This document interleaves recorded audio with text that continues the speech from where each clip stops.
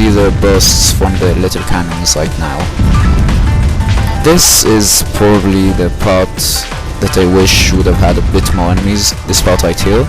You can go around like I am right now, or you can go the easy way out, stay in the center, and right here, don't move, nothing will hit you. Kinda disappointing, but I assume on harder difficulties there would be other enemies, or at least different shot patterns for the red enemies. As it is, I just easily dodged through all of it. Might have been harder if it was different.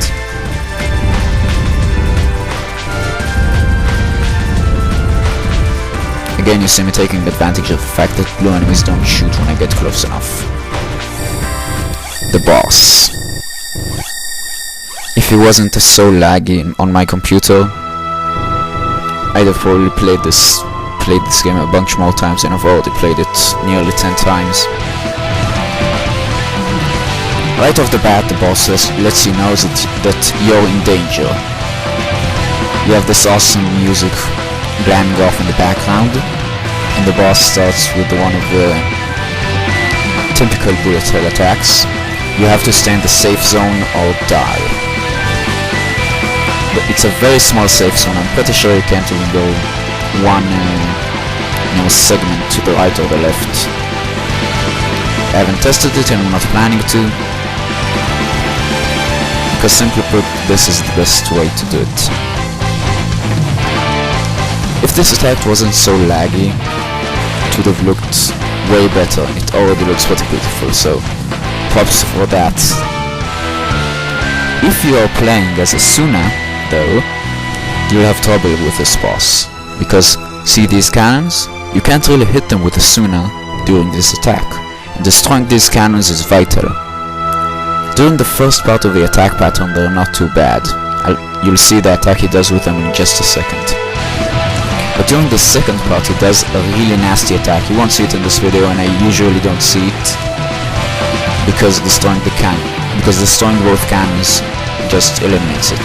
At this point I focus my fire on one of the cannons since it's impossible to attack both of them, so I just try to deal damage to one of them to destroy it earlier. You'll see the disintegration shots here. They're not used to force you to stay in one place, rather they force you to keep on firing if you want to hurt the boss, basically. I just kinda like their use here. The lasers could use some work though. Here I focus my fire on the other cannon since I want both of them to be destroyed. This is the second laggy attack.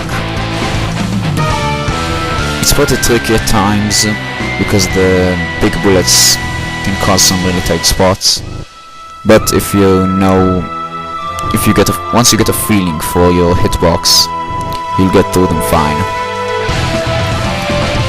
In fact, later on, it will be pretty safe to get close while this attack is going on and hit the main cannon with 3 of your bullet streams instead of 2. That's one cannon destroyed. This is usually the time when I destroy them. The second one should be destroyed just before the end of this attack.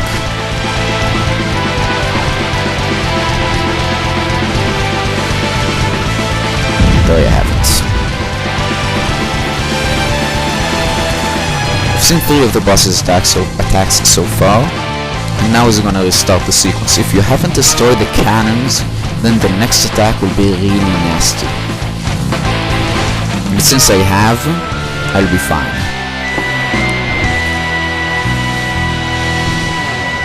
That attack that I'm talking about, crisscrossing bullets from point blank range, very hard to dodge.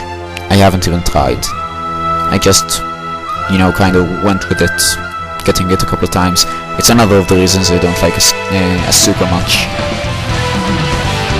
Satsuki can dodge it all the time by destroying the cannons. With Asuka I'll have to take some major risks just to do that,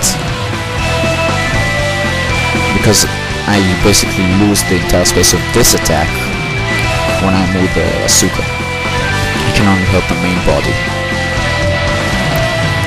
One thing I really like about your bosses, Beatrator, is the fact that they have so much HP.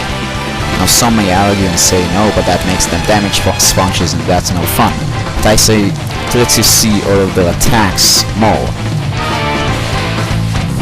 It really means that you either understand how to beat their attacks or you die. This is the second iteration of this attack. You might notice he skipped the cannon attack. If I hadn't destroyed the cannons, this would have been the really nasty cannon attack. It works even with only one cannon left. So yeah, destroy the cannons as soon as possible. You see here that I'm getting as close as possible in order to hurt the main cannon with 3 streams. It makes the fight a little bit shorter, and that's important because there's another pretty tough attack to dodge much later on,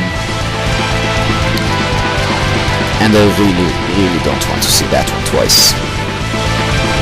It's pretty much a lag-based mission for me to dodge it even once.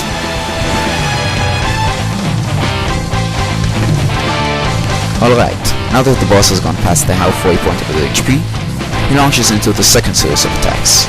If the cannons were left alive on this spot, he might use them. I don't know, I haven't tried and I won't risk it. This is his basic attack for this phase. It's just a rain of bullets.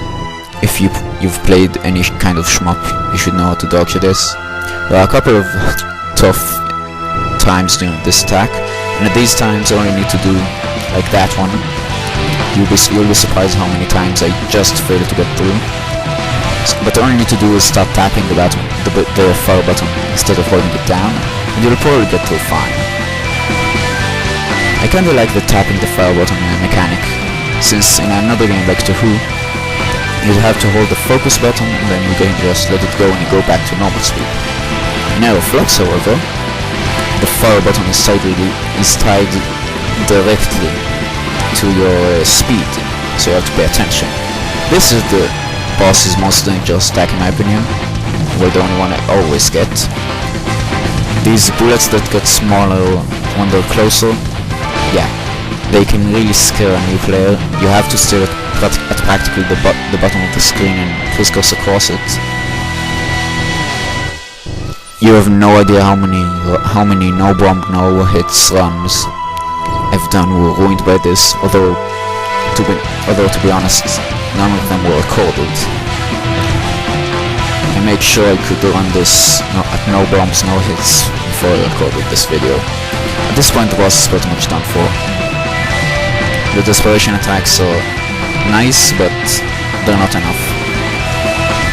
And I'm really looking forward to the next couple of stages once they're out, because you know this boss is awesome. What will the next ones be? That's it for this one. The score you see right now is pretty much the score I always get with Satsuki when I finish a no bombs no hits run. About 5.5 million. Asuka usually goes to 5,700,000 roughly. Thank you for watching my Let's Play of Aero Flux. There will be a link to the game in the description. See you later, guys.